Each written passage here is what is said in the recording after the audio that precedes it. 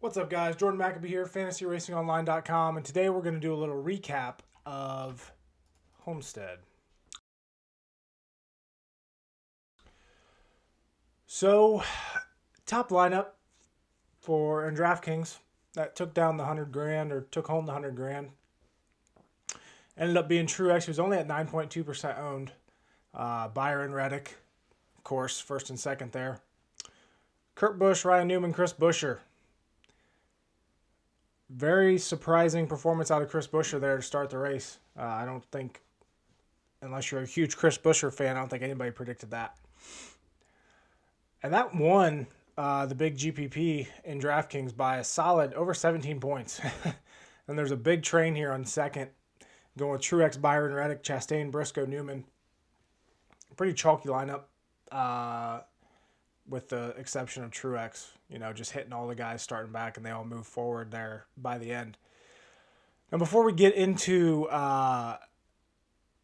what we learned at Homestead, which is something new I kind of want to do each week so we can kind of document as the season goes on, I'm going to go on a little rant here about the news stories coming out this week. Parody, reshaping start of Cup season. This is NBC Sports. William Byron, the latest of weird winners, defining the 2021 Cup season. Charlotte Observer. William Byron becomes NASCAR's latest surprise winner from the Los Angeles Times. Got Auto Week here. Takeaways. Parody is the watchword. What? Shut the hell up. Shut the hell up. Seriously.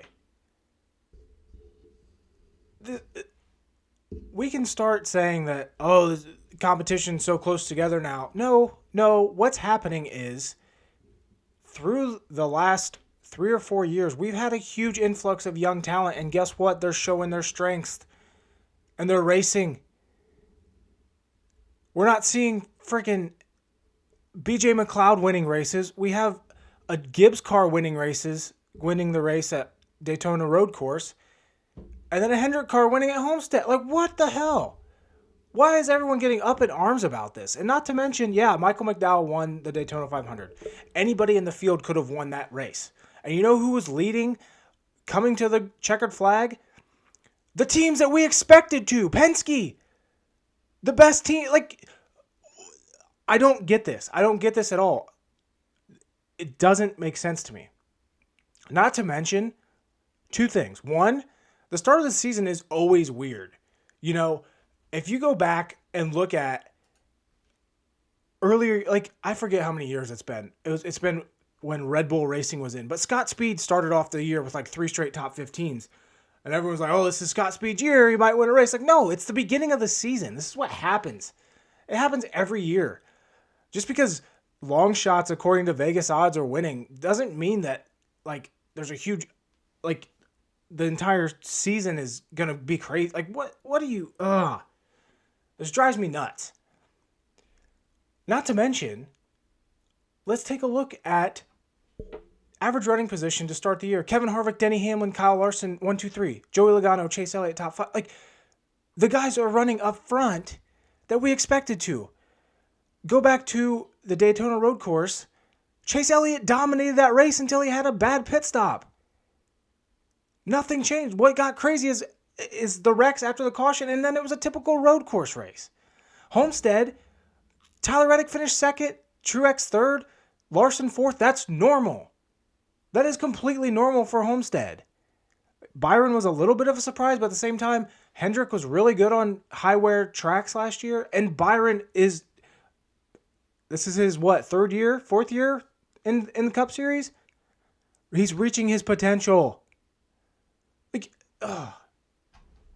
Going back and let's look at Homestead specific. Average running position: Larson, Truex, Kurt Busch, Keselowski, Harvick. What's the big surprise there? Chris Buescher? Yes, he was a surprise. They hit on the setup to start the race and then completely fell off. He finished 19th. Alex Bowman, Austin Dillon, who's always good at Homestead, Ryan Newman, who has a solid record at Homestead. Chase Elliott. And Michael McDowell, yes, he's off to a great start. But can it really be like super surprising that Michael McDowell finished good at a road course when he's a good road course racer?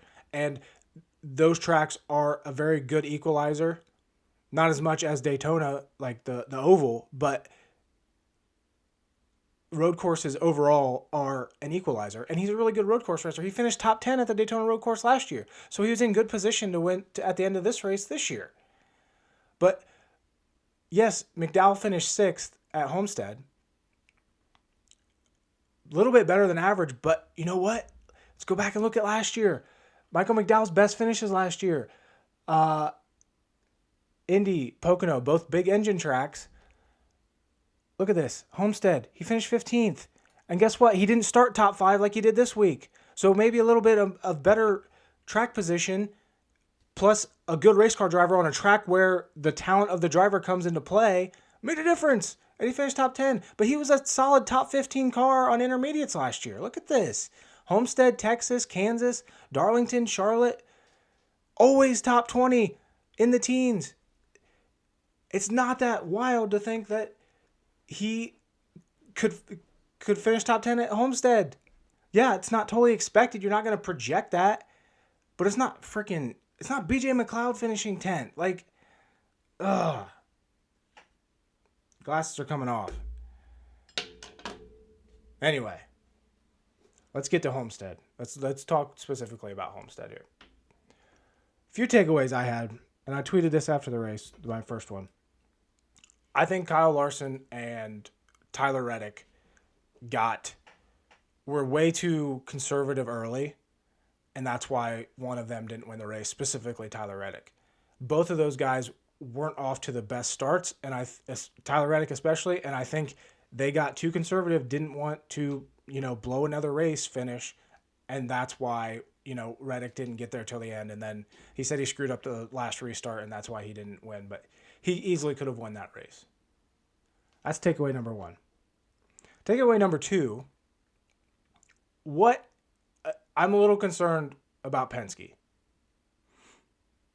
Ryan Blaney especially. Ryan Blaney was garbage for most of this race, and then he got put in the wall by Almirola.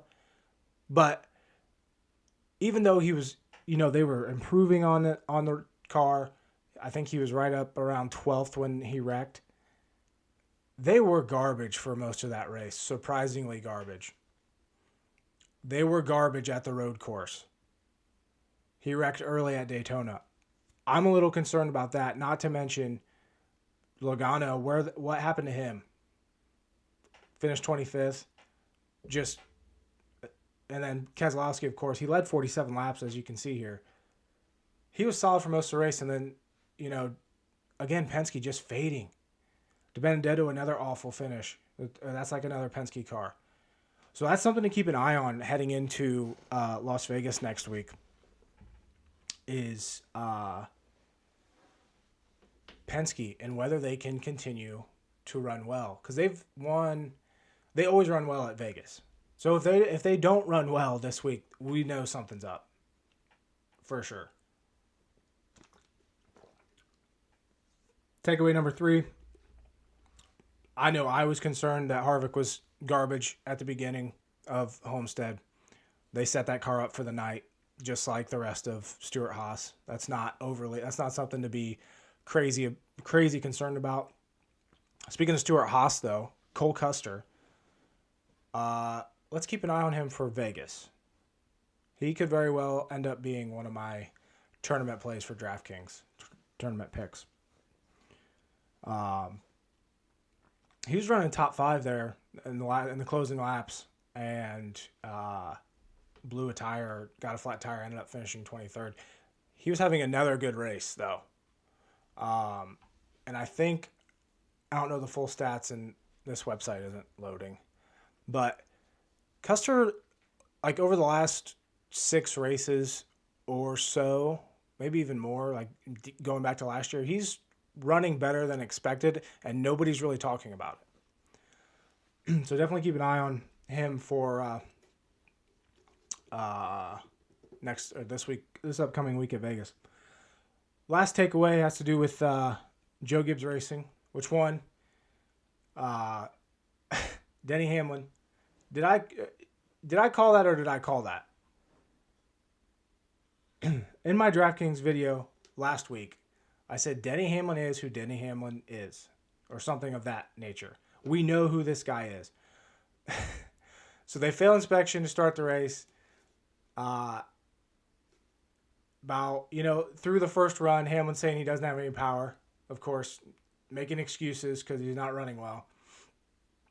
And then gets up toward the front. I think it was pit strategy that got him up there, but he ended up there. Then he sped because Denny Hamlin speeds all the time on pit road. And then he just gave up again and limped it home 11th. Just, gosh. Don't say I didn't warn you. It's Denny Hamlin. I love when he proves me right, though. But overall, Joe Gibbs Racing once again didn't look good during the day, and really didn't look overly great at night. I mentioned this I'm pretty sure I mentioned it in my DraftKings article. I know for sure I mentioned it in my video last week leading up to Homestead. Last year, to start out the season, Joe Gibbs Racing was not good during the day on intermediate tracks. So any day race, they were not good. So another trend to watch for Vegas this week is how Gibbs performs. If they're slow again, it's a trend to keep in back of your mind. Night races, yes, they're solid. We saw, Hamlin, Kyle Busch move up after once Homestead started transitioning to night. Same with Christopher Bell. He was junk. Oh, that was disappointing. Junk to start out the race. Finally got it back up to 20th, by the end of it. And Truex did what Truex does. Truex is kind of the exception, in my opinion. They're so good at night, and he had the best car at certain times during this races. But it's still definitely something to consider. Is that Gibbs speed during the day? Just something to note. Let's go. Well, first let's look at top lineups in Slingshot. So my lineup I ended up on was Kyle Busch, Kyle Larson, Tyler Reddick, Matt DiBenedetto, and Austin Dillon. I went a pretty safe route there. Ended up with 551. Top score this week was Nuckin Futz 1488 with a monstrous score of 724 points. Larson, Bowman, Byron, Reddick, Newman.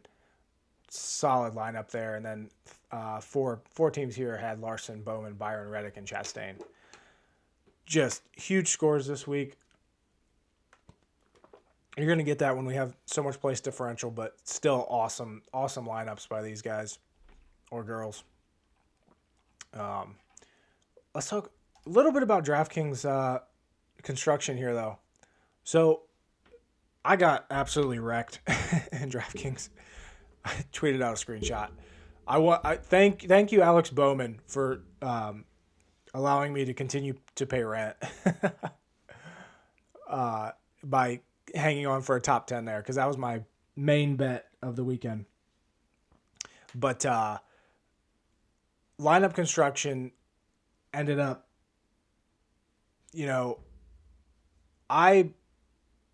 how I ended up with most lineups is I was choosing between Byron and Reddick, or putting Reddick and Bowman for sure, and then picking between Chastain and Briscoe. I'm still in the second best lineup here. We're not going to talk about this. There's no way I personally would have landed on this top lineup. I would have never had Kurt Busch in there, or Chris Buescher. 0% chance. Shout out to whoever won this. Good job. But you give me 1,000 tries and I'm not landing on this lineup.